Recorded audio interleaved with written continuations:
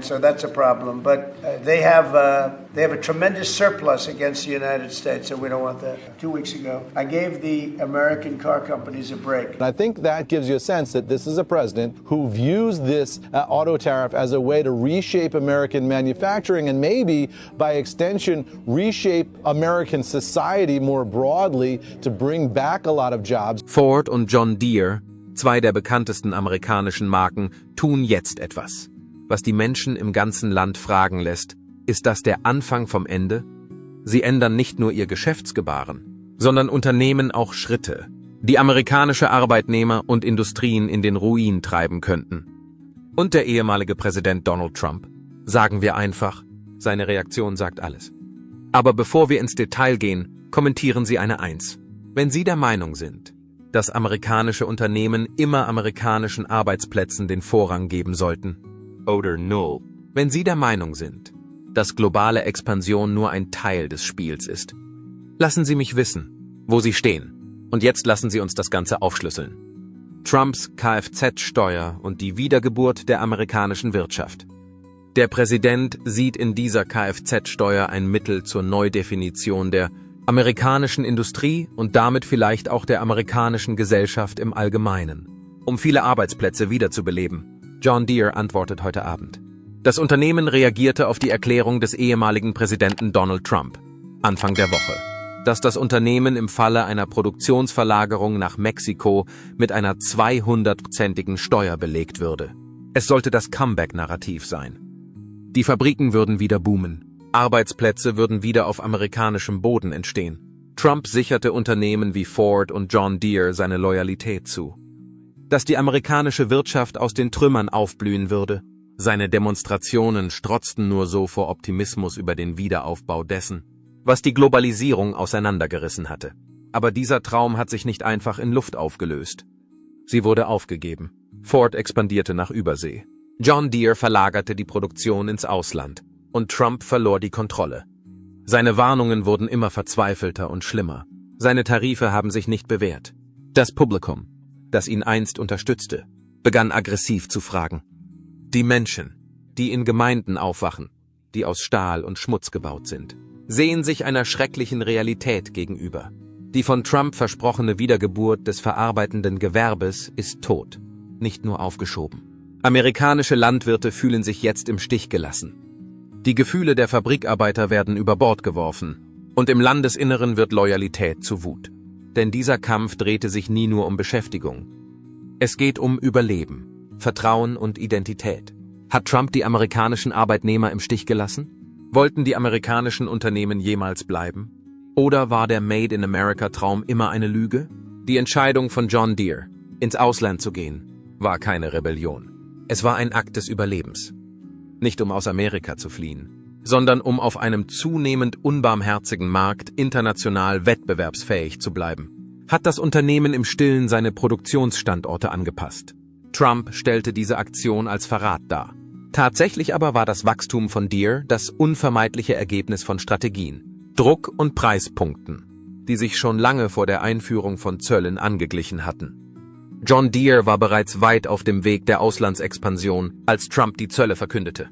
Der Konzern hatte eine stärkere Automatisierung in Europa, neue Fabriken in Brasilien und Indien sowie allgemeinere Forschungsallianzen in Asien versprochen. Trumps Warnungen dienten eher als Beweis dafür, dass Deere die richtige Entscheidung getroffen hatte, denn als Abschreckung. In einer derart instabilen Atmosphäre wäre es selbstmörderisch gewesen, auf die amerikanische Produktion zu setzen, obwohl es nicht das erste Mal war. Dass Geschäftssinn mit politischem Idealismus kollidierte, war dies eines der deutlichsten Beispiele. Die Führung von Deere zeigte keine Neigung zu kulturellen Loyalitätstests oder Theater. Ihre Loyalität beruhte auf der Wettbewerbsfähigkeit, dem Vermögen der Aktionäre und dem langfristigen Überleben. Trump hat vielleicht gedacht, er könne John Deere mit Gewalt zum Rückzug zwingen. Stattdessen hat er deutlich gemacht, wie wenig Kontrolle Washington derzeit über globale Giganten hat. Und Ford bereitete sich darauf vor, seinen eigenen Schaden anzurichten, während sich Trumps Konflikt mit Deere verschärfte. Wenn Sie auf dem Laufenden bleiben wollen, was der Mainstream so nicht berichtet, klicken Sie auf die Schaltfläche Abonnieren. Wir gehen über die Schlagzeilen hinaus und Ihre Unterstützung trägt dazu bei, dass Inhalte wie diese weiterhin erscheinen. Der Abreiseplan von Ford. Während Trump monatelang das Ausland verunglimpfte und mit Zöllen auf China drohte, ergriff die Ford Motor Company heimlich Maßnahmen, die noch viel mehr einsparen werden. Es begann mit der Verlagerung großer Teile der Produktion in Länder außerhalb der USA. Im Gegensatz zu John Deere gab Ford keine dramatische Erklärung oder Pressemitteilung ab, um eine Kontroverse auszulösen. Er ist nur gegangen. Fords Abgang in Zeitlupe war ein Lehrstück in strategischer Ruhe. Ohne eine Medienshow zu veranstalten, schuf das Unternehmen neue Produktionsallianzen in Vietnam, erhöhte seine Produktion von Elektrofahrzeugen in Mexiko und kürzte die Investitionen in den USA. Montageworker. Es war überhaupt nicht laut. Es bewegte sich. Und diese Bewegungen sprachen Bände. Es war nicht politisch. Es ging um Arithmetik, Arbeitskosten, Materialbeschaffung und komplizierte Vorschriften. Ford konnte kaum wettbewerbsfähig bleiben, wenn es seine Autos ausschließlich in Amerika herstellte. Wie Deere musste auch Ford in einer Welt existieren, in der Effizienz alles andere dominierte. Jahrelang hatte Trump sich als Retter Detroits präsentiert, als der Mann, der die Beschäftigung in der Automobilindustrie wieder ankurbeln würde. Fords Abgang erschütterte nicht nur Trumps Geschichte, sondern auch den gesamten Mythos der postindustriellen amerikanischen Wiedergeburt. Ford verließ das Land zusammen mit einem Teil des amerikanischen Geistes. Die Symbolik stach mehr als China, mehr als jeder andere ausländische Rivale. Hier gab es keinen Angriff aus dem Ausland. Es war ein schleichender Wandel von innen heraus. Und er ließ Trump eher wie einen ins Leere schreienden Mann erscheinen, als wie einen populistischen Kämpfer. Die Flucht der Unternehmen setzte sich auch danach fort. Ford und Deere hatten gezeigt, wie man Washington herausfordern kann, ohne dass dies Konsequenzen hat. Andere beobachteten das Geschehen, sie werden bald folgen. Trump hat den neuen Loyalitätstest für Unternehmen bestanden. Trump dachte, dass amerikanische Unternehmen, wie auch die amerikanische Bevölkerung, durch Loyalität, Schuldgefühle und die Aussicht auf Bestrafung mobilisiert werden könnten. Aber da der Loyalitätstest, den er Unternehmen wie Ford und John Deere auferlegte, nie auf der wirtschaftlichen Realität beruhte, war er nutzlos. Von Ford und Deere wurde erwartet, dass sie treu sind. Das war die ungeschriebene Vereinbarung. Trump hatte sie gefördert, sie unterstützt und seine Marke auf ihrem anhaltenden Erfolg aufgebaut. Im Gegenzug verlangte er Demut. Als der Druck jedoch zunahm, zogen sie die Unabhängigkeit der Konformität vor. Und andere folgten. Nachdem die Illusion verschwunden war, General Motors begann, sich nach neuen südkoreanischen Produktionsstätten umzusehen. Die Raupe hat sich ihren Weg nach Indien gebahnt. Whirlpool verlegte bestimmte Aktivitäten heimlich nach Polen. Es begann ein neues Zeitalter, in dem die Zustimmung des amerikanischen Präsidenten keinen Einfluss auf die Geschäftstätigkeit hatte. Trumps Scheitern und die Auswirkungen auf die Wirtschaft. Trumps Versagen lag sowohl in der Perspektive als auch in der Politik. Er stellte sich vor, dass Unternehmen wie Verbündete im Wahlkampf handeln. Sie verhalten sich vielmehr so, wie sie sind. Überlebenskünstler in einer rauen internationalen Wirtschaft. Der Loyalitätstest hat mehr aufgedeckt, als Trump wollte.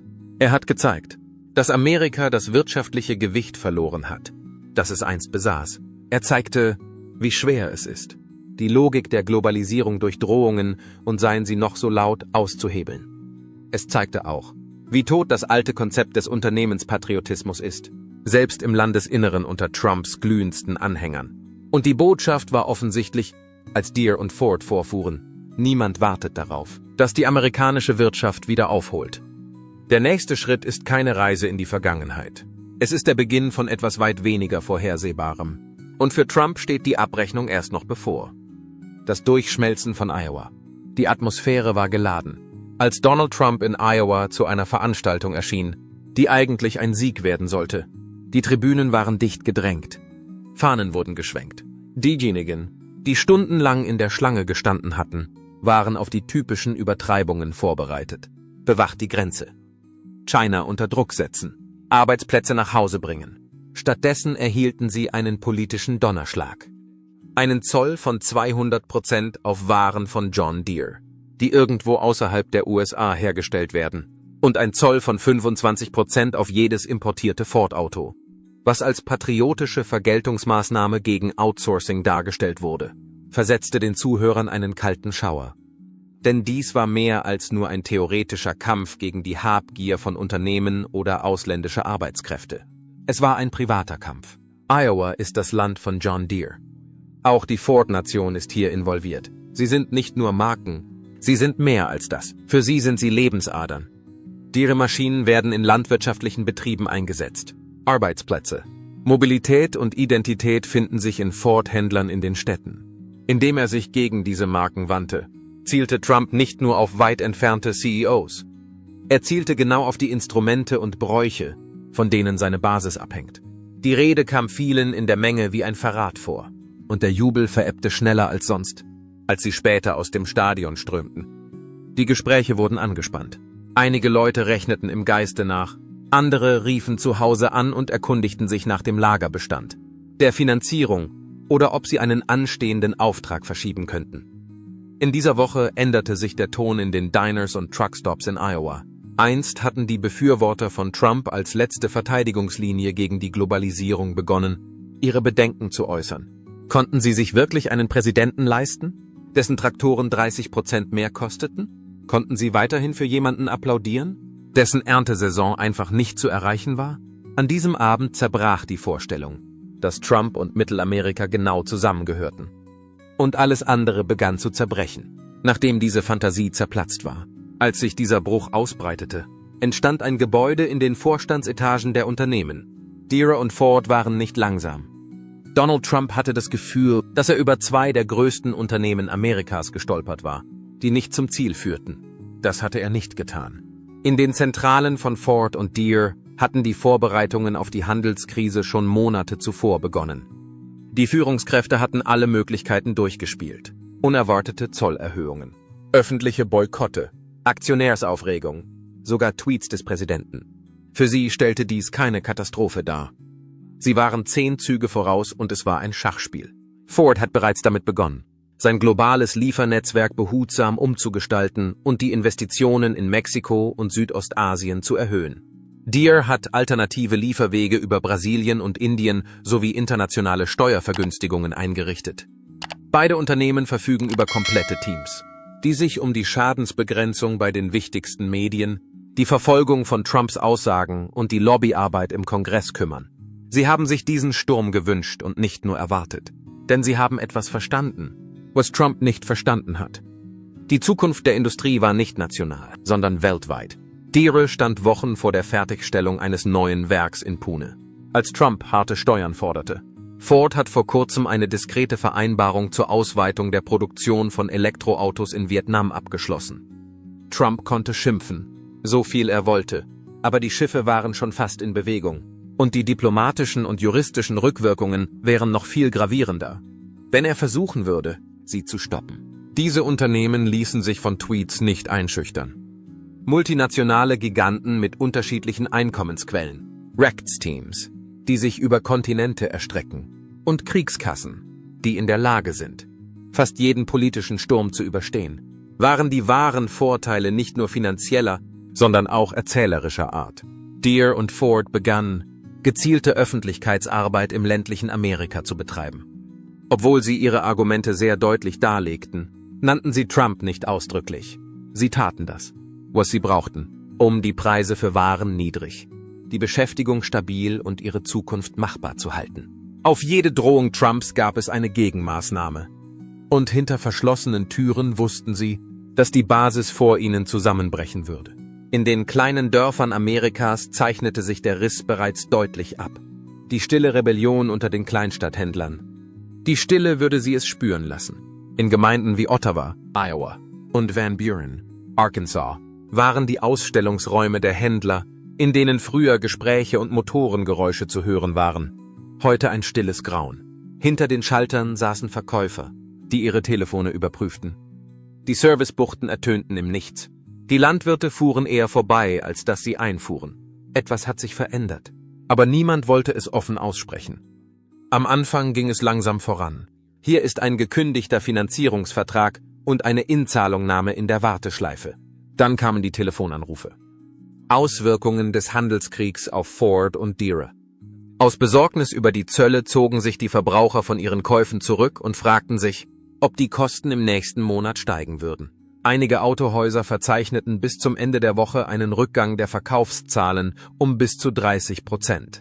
Und die kleinen Unternehmen waren auf sich allein gestellt, während die großen Unternehmen über Krisenstäbe verfügten. Mechaniker, die ihre Karriere mit John Deere Maschinen aufgebaut hatten, mussten mit ansehen, wie ihre Zeitpläne verschwanden. Die Landwirte verschoben Wartungsarbeiten, die sie sich nicht leisten konnten, solange die Komponenten ungewiss waren und die Preise sich änderten.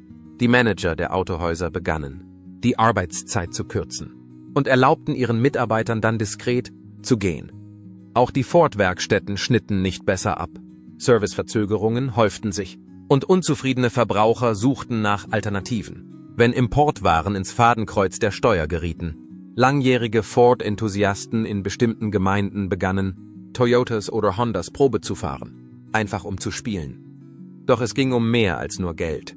Es ging um Vertrauen. Diese Autohäuser waren nicht nur Unternehmen. Für die Gemeinschaft waren sie Säulen, seinen Handelskrieg gegen Unternehmen zu beginnen, auf die sich die Menschen tagtäglich verlassen. Kommt Trump vor, als würde er mitten in der Main Street ein Feuer legen, nachdem die Besitzer von Trump-Flaggen in ihren Fenstern begonnen hatten, diese zu entfernen. Verkäufer, die sich zuvor bei zweifelhaften Verbrauchern für den Präsidenten eingesetzt hatten, verschoben plötzlich den Fokus, als sein Name auftauchte. Nicht in Form von Demonstrationen oder Boykotten, sondern in Form von Laufkundschaft. Reparaturterminen und verlorenem Vertrauen entwickelte sich eine subtile Revolte. Und der Schaden entstand weit unter der Ebene der Ausstellungsräume. Die Zölle sind nach hinten losgegangen. Und es gibt mehr Probleme als nur die Preisgestaltung. Die Preise waren zu dem Zeitpunkt, als sich die Zölle vollständig auswirkten, bereits unbestreitbar. Ein John Deere Mähdrescher ist kürzlich um mehr als 25% gestiegen. Die ohnehin schon teuren Lkw der Ford F-Serie wurden für viele Verbraucher der Mittelklasse unerschwinglich. Teile für beide Hersteller wurden langsamer geliefert, waren schwieriger zu finden und erheblich teurer. Um die Ausgaben zu verwalten, begannen die Landwirte, Tabellen in Facebook-Gruppen zu veröffentlichen. Lkw-Besitzer wandten sich an TickHub, um die steigenden Reparaturkosten zu erfassen. Die größte Ausgabe hatte jedoch nichts mit Geld zu tun. Sie waren eher emotionaler Natur. Das Vertrauen der amerikanischen Arbeitnehmer. Der ländlichen Gemeinden und des Weißen Hauses ist erschüttert. Was einst ein gemeinsamer Kampf gegen die Globalisierung war, wurde zu einem Bürgerkrieg unter Freunden. Die Händler fühlten sich von der Regierung unterschätzt. Die Landwirte fühlen sich von der Wirtschaft ebenso im Stich gelassen wie von der Politik. Darüber hinaus weckte die Tatsache, dass Ford und Deere sich dem politischen Druck widersetzten. Zweifel daran, ob ein Unternehmen wirklich noch amerikanische Ideale verkörpert. Auch die Zulieferer sahen sich in die Enge getrieben. Viele kleinere Teilehersteller waren hauptsächlich von Aufträgen von Ford und John Deere abhängig. Diese Aufträge versiegten, als sich die Produktion verlangsamte oder ins Ausland verlagert wurde. Die Entlassungen begannen auf lokaler Ebene. Lokalhändler, Gießereien und Schweißbetriebe begannen, ihre Türen zu schließen.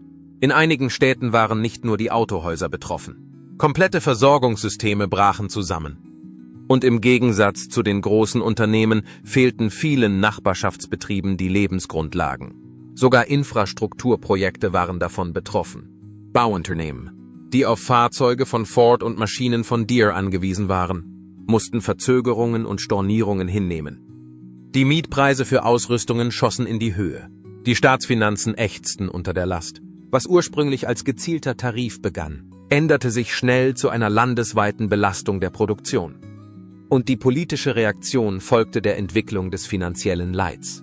In den roten Bundesstaaten, die lange Zeit als Trump-Hochburgen galten, begannen die Umfragen andere Trends zu zeigen. Radio-DJs reagierten wütend auf Anrufer. Versammlungen des Farm Bureau werden feindselig.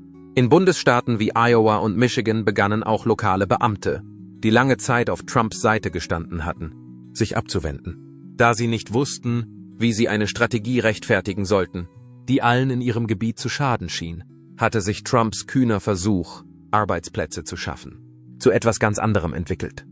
Ein Angriff mit kollateralem Schaden. Die Frage ist heute nicht, ob die Zölle funktionieren werden, sondern ob die Menschen, die die Kosten tragen, dem Man, der ihnen die Rechnung präsentiert hat, versehen werden, dass Ford und Deere noch stehen, noch expandieren und noch verkaufen. Der Ruhestand auf dem Lande bricht ebenso ein wie die Aktien von Ford. An der Wall Street wurde der Wert des Autobauers innerhalb weniger Stunden nach Donald Trumps Erklärung zur Eskalation der Zölle mit der Axt angegriffen. Ford verlor bis zum Ende der Woche mehr als 27% seines Marktwerts und vernichtete damit Dutzende von Milliarden $. Das war eine Schlagzeile für die Presse. Der Marktverlust von Ford und die Auswirkungen auf das ländliche Amerika. Für diejenigen, die investieren, war es eine Warnung. Für Millionen von Amerikanern auf dem Land jedoch war es der Beginn einer wirtschaftlichen Katastrophe. Denn Ford ist nicht nur ein weiteres Ticker-Symbol im Dow Jones Industrial Average. Für ländliche Rentenportfolios ist es eine Säule. In Michigan, Ohio und Indiana haben sich die Pensionsfonds lange Zeit hauptsächlich auf Ford-Aktien als Investitionsgrundlage verlassen. Ford-Aktien galten als patriotisch, erstklassig und beständig. Viele Gewerkschaftsangestellte besaßen noch erhebliche Anteile an Ford aus früheren Übernahmeplänen oder Reinvestitionsprogrammen. Und nun fielen ihre Aktien. Rentner, die noch nie einen Fuß auf eine Börse gesetzt hatten, sahen ihre Notgroschen sofort verschwinden. Die Rentenausschüsse der Bezirke kämpften darum, den Schaden zu beziffern. Ehemalige Arbeitnehmer in ländlichen Gebieten, in denen die Ford-Produktion Jahre zuvor geschlossen worden war, waren immer noch auf die Gewinne von Ford angewiesen, um die sinkenden Sozialversicherungszahlungen aufzustocken. Die Finanzberater in den Kleinstädten beantworteten eine Menge verängstigter Anrufe.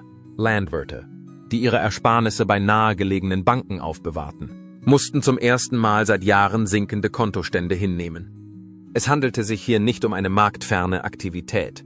Das war privat, und nicht nur die Rentner waren betroffen.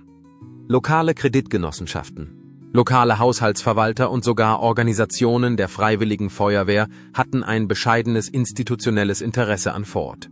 Die wirtschaftlichen Auswirkungen betrafen die Infrastrukturbudgets von Kleinstädten, die Renten der Polizei und die Bildungssysteme. Der Niedergang von Ford war kein einmaliges Ereignis für eine Marke. Es war ein direkter Angriff auf die finanzielle Lebensfähigkeit der Städte, die Donald Trump zu verteidigen vorgab. Nicht nur der Verlust machte den Zusammenbruch so schrecklich, es war eine Art von Verrat. In dem Glauben, dass Trump sie vor den Auswirkungen der Globalisierung schützen würde, hatten sich die Amerikaner auf dem Land um ihn geschart. Stattdessen führte sein Wirtschaftskampf dazu, dass dieselben Aktien, von denen seine Rente abhing, fielen. Und die härteste Wahrheit ist auch, dass nicht ein einziger Mensch es aufhalten konnte. Nicht über Tarife, nicht mit Vorträgen, nicht mit politischem Kalkül. Die Wall Street hatte sich geäußert, und Ford stand an der Spitze der Opfer, auch wenn es nicht das letzte sein würde. Denn der nächste Schlag kam für einen Namen, der im ländlichen Amerika noch legendärer ist. Und sein Sturz war eine Botschaft, die kein Präsident übersehen konnte. Der Wendepunkt war die Flucht von Deere von der Wall Street.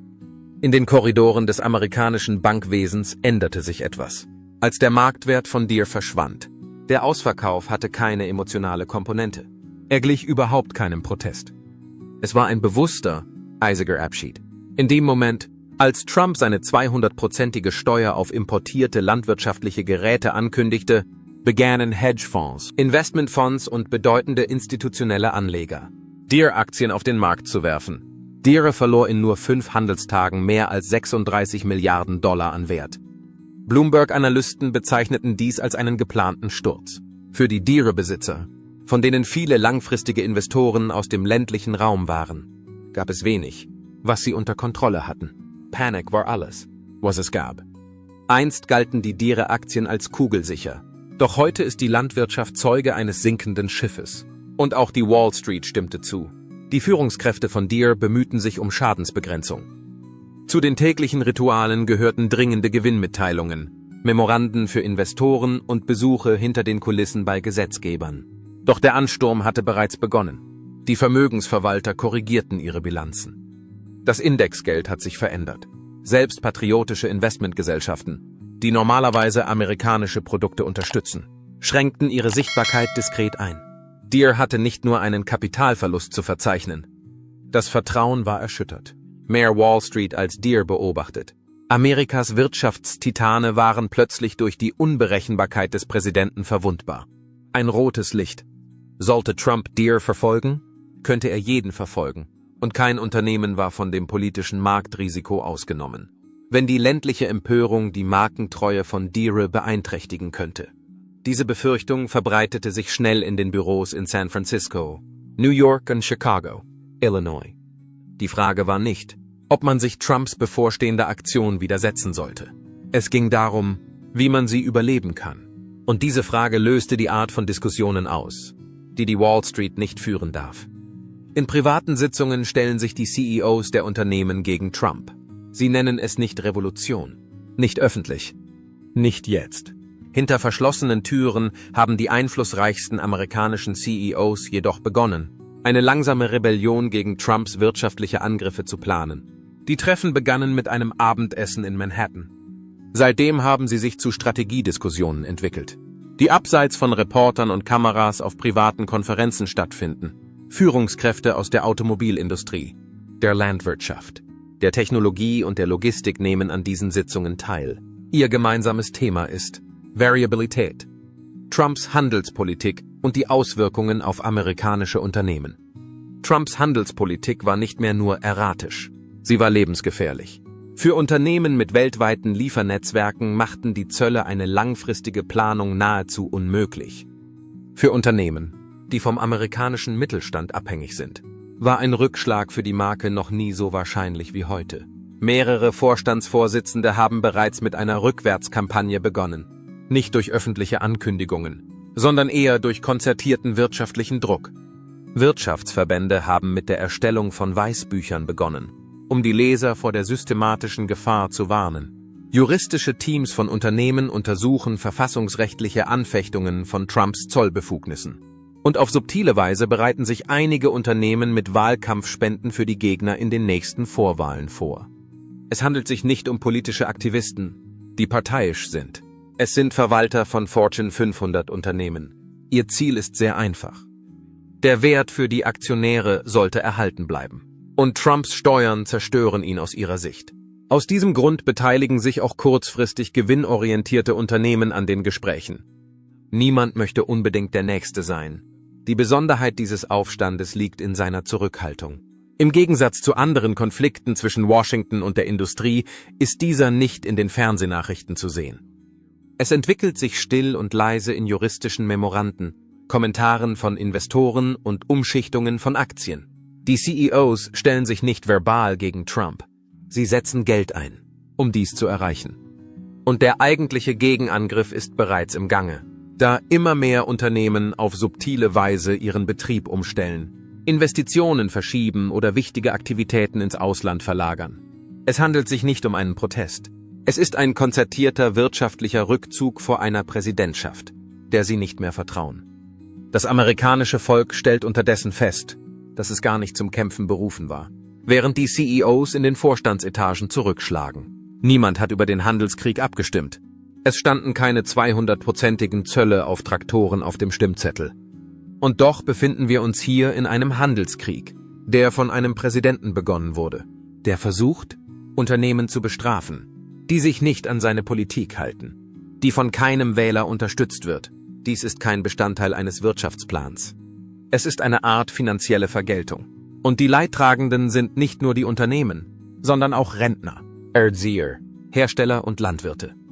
Menschen, die eines Tages aufwachten, als ihre finanzielle Sicherheit in einem politischen Konflikt militarisiert wurde, den sie nicht begonnen hatten. Das ländliche Amerika, dem einst eine finanzielle Wiedergeburt versprochen wurde, ist nun in den Konflikt verwickelt. Die Kosten für die Ausrüstung explodieren. Es kommt zu Schichtstreichungen in den Fabriken. Es kommt zu Zusammenbrüchen in den Versorgungsnetzen. Und all das geschieht, ohne dass der Kongress auch nur einmal darüber debattiert, ohne dass es eine Abstimmung oder eine Anhörung gibt. Der Handelskrieg funktioniert jetzt als einseitige wirtschaftliche Schockkampagne. Und das Schlimmste ist, dass es keine Ausweichmöglichkeit gibt, da es sich nicht um eine Verhandlungsfrage handelt. Es geht um Rache. Trump zielt nicht auf einen ausgeglichenen Handel ab. Er versucht, Unternehmen zu bestrafen, die ihn offen in Frage gestellt haben. Und die Reaktion könnte explosiv sein, wenn die Menschen endlich begreifen, dass die Auswirkungen nicht auf die CEOs, sondern auf sie selbst zurückzuführen sind. Die Landwirte beginnen, sich zu Wort zu melden. Führende Gewerkschaftsvertreter bitten subtil um Klarheit.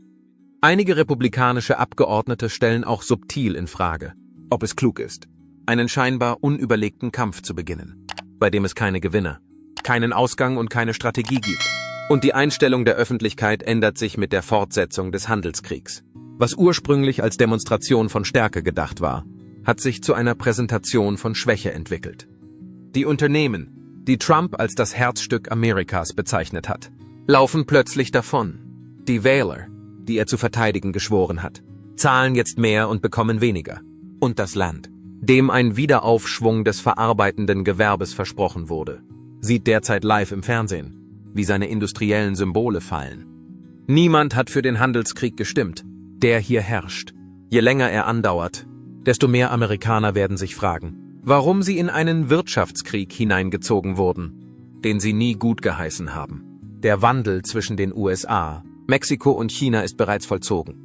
Während Politiker auf beiden Seiten des Spektrums über Zölle, Unternehmensloyalität und wirtschaftliche Souveränität streiten, ergibt sich in der Realität ein ganz anderes Bild. Der Wandel steht nicht unmittelbar bevor. Er hat bereits stattgefunden. Ort wie Michigan, Ohio und Illinois, einst der pulsierende Kern der amerikanischen Produktion, wurden ausgehöhlt und stillschweigend durch ein neues globales Dreieck, Mexiko, China und Vietnam, ersetzt.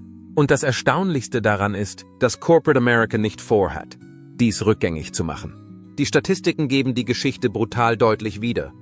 Während die Investitionsausgaben in Mexiko in den letzten 5 Jahren gestiegen sind die Investitionen in der amerikanischen Industrie zweistellig zurückgegangen. Von Bahia bis Guanajuato sind riesige Industriegebiete wie Stahlwälder gewachsen. Ford ist bereits dabei, seine Aktivitäten in Hermosillo auszubauen. John Deere hat neue Lieferwege zwischen Vietnam, Brasilien und Indien eingerichtet. Amerikanische Unternehmen warten nicht auf eine Genehmigung. Der Schutz ihres Endergebnisses oder die Stabilisierung der Handelspolitik hängt nicht von Washington ab. Ihr Urteilsvermögen ist allein auf das Überleben ausgerichtet. Und das Kalkül ist nicht schwer.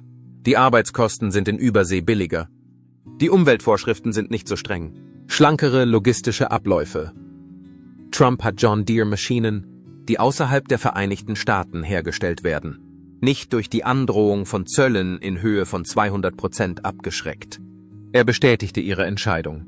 Noch beunruhigender ist die größere Wahrheit. Amerika ist schon seit langem nicht mehr die Produktionsbasis des Planeten. China betrachtet das als seine Krone. Für weite Teile Nordamerikas ist Mexiko jetzt das Fließband. In aller Stille entwickelt sich Vietnam zum Zentrum für Leichtmaschinen und Elektronik. Dies sind keine Trends aus der Theorie. Es handelt sich um eingebaute Realität, um strukturelle Fakten. Und die Unternehmen, die dazu beigetragen haben, den amerikanischen Wohlstand zu schaffen, erwirtschaften heute Gewinne, indem sie diesen Trends folgen. In der Zwischenzeit hängen die amerikanischen Arbeitnehmer und Wähler immer noch an dem Versprechen, dass Ford nach Detroit zurückkehren wird, dass John Deere die Fabriken in Iowa am Laufen halten wird und dass die Arbeitsplätze ihren Weg nach Hause finden werden. Obwohl dieses Versprechen immer noch in politischen Werbespots und Reden zum Ausdruck gebracht wird, fließt das Geld in die andere Richtung. Die Investitionen in die Industrie, das Kapital und die Zukunft gehen weit über die amerikanischen Grenzen hinaus. Und es könnte bereits zu spät sein, wenn die Nation immer noch glaubt, dass sie sich mit Hilfe von Zöllen wieder zur wirtschaftlichen Vormachtstellung aufschwingen kann. Die Unternehmen sind weitergezogen. Warum Ford und John Deere vielleicht nie mehr zurückkehren werden?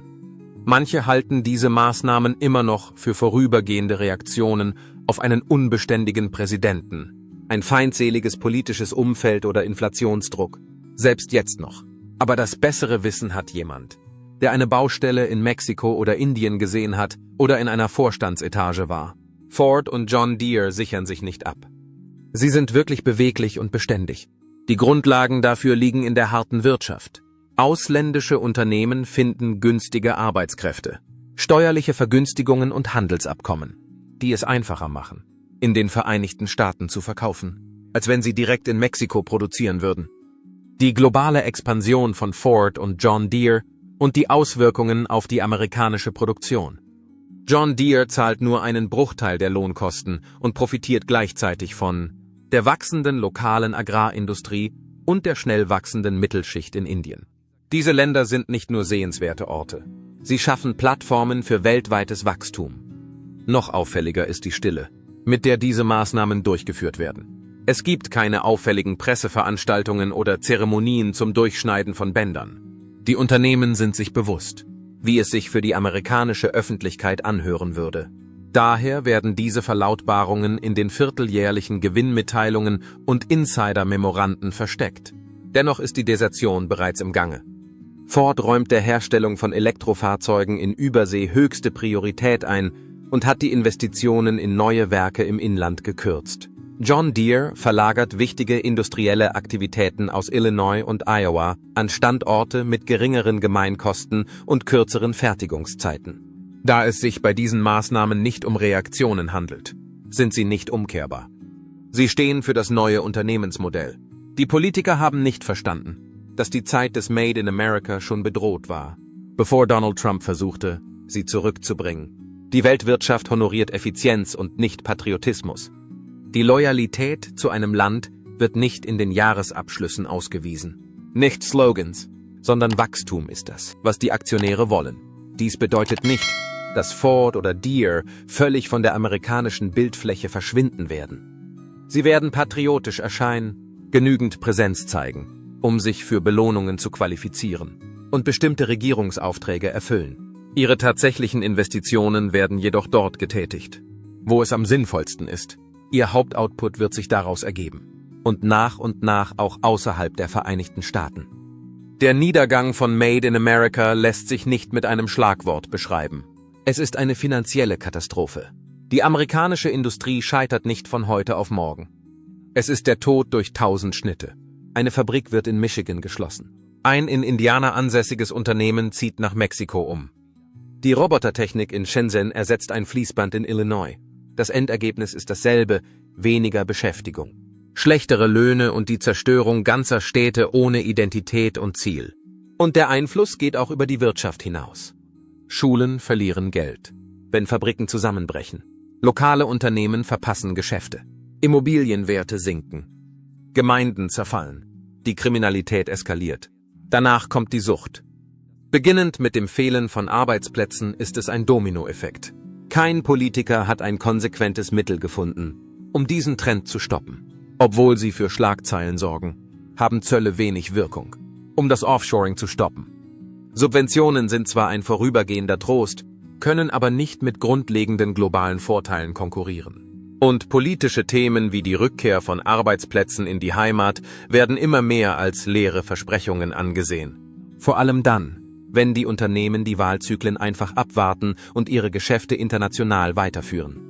Noch schlimmer ist der psychologische Schaden. Amerikanische Arbeitnehmer, die ihre berufliche Laufbahn mit dem Versprechen einer dauerhaften Beschäftigung bei traditionsreichen Unternehmen begonnen haben, fühlen sich heute im Stich gelassen. Es wartet kein entsprechender Job.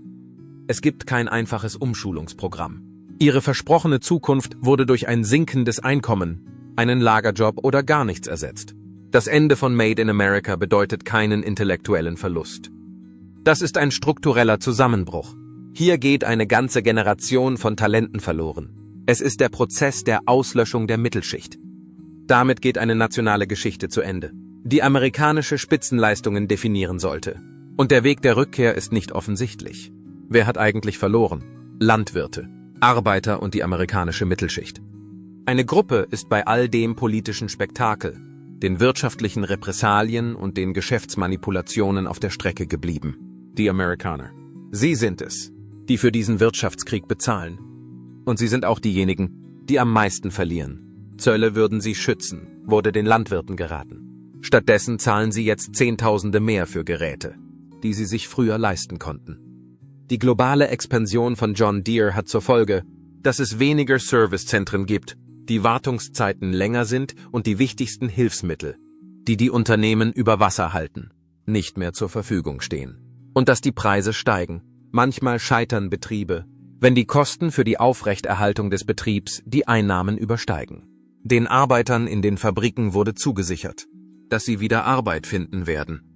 Vielmehr mussten sie mit ansehen, wie Ford Werke schloss, die Produktion in den USA reduzierte und Investitionen in Länder mit besseren Handelsbedingungen umleitete. Diese Beschäftigten verlieren nicht nur ihre Gehälter, sie verlieren Gemeinschaften, die um ein Versprechen herum entstanden sind, das es nicht mehr gibt, und sie verlieren Identitäten und Berufe. Kleinstädtischen Händlern sind die Kunden abhanden gekommen. Einst pulsierende Unternehmen, die sich auf den Verkauf und den Service von Geräten spezialisiert hatten, sind heute Geisterdörfer. Die schnell fallenden Dominosteine stehen für. Die Schließung eines Autohauses führt zum Verlust von Arbeitsplätzen, was wiederum zu einem Rückgang der Besucherzahlen in den umliegenden Restaurants, zu weniger Steuern für das lokale Bildungssystem und zu weniger Hoffnung für die künftige Generation führt. Und die Mittelschicht schrumpft. Nicht allmählich, sondern mit erschreckender Geschwindigkeit. Das sind die Leute, die die Traktoren, die Fahrzeuge, die Werkzeuge und die Häuser gekauft haben, die das amerikanische Ideal repräsentieren. Heutzutage sind die Menschen gefangen zwischen abnehmenden Unterstützungssystemen, stagnierenden Löhnen und steigenden Kosten. Sie werden dazu gedrängt, zu warten, sich umzuschulen und sich anzupassen. Aber sie haben gewartet. Und die Hilfe kam nie an. In diesem Wirtschaftskonflikt ging es nie wirklich um Ford oder Deere, sondern um ihre Vertretungen. Sie waren Denkmäler amerikanischer Widerstandsfähigkeit, Embleme für die Aufwärtsmobilität. Ihr Weggang bedeutet mehr als nur einen logistischen Kurswechsel. Es ist ein psychologischer Schaden für die nationale Identität. Wessen Krieg war das dann?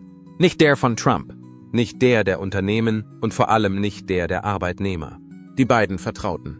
Das zerrüttete Verhältnis zwischen Regierung, Wirtschaft und Bevölkerung besteht weiter. Und wenn nicht schnell etwas geschieht, könnte das ganze Konzept einer amerikanischen Mittelschicht nur ein weiterer Gegenstand werden, den wir hier benutzt haben, bevor wir ihn in ein billigeres Land exportiert haben. Eine Tatsache wird deutlich, wenn sich der Staub gelegt hat. Aktienwerte oder BIP-Prozentsätze spiegeln nicht wirklich die tatsächlichen Kosten dieser Schlacht wider. Zerrüttete Familien, verlorene Gemeinschaften und eine verletzte nationale Verpflichtung sind der Grund dafür. Das Ende der Wahrheit ist da. Die Hersteller kehren nicht zurück. Die Treue ist nicht mehr vorhanden. Und wer trägt die Kosten? Es sind dieselben Personen, die alles versprochen haben und dann verschwunden sind. Die große Frage ist also, verraten Unternehmen wie Ford und John Deere amerikanische Werte oder passen sie sich einfach an eine sich verändernde Welt an? Schreiben Sie Ihre Meinung in die Kommentare.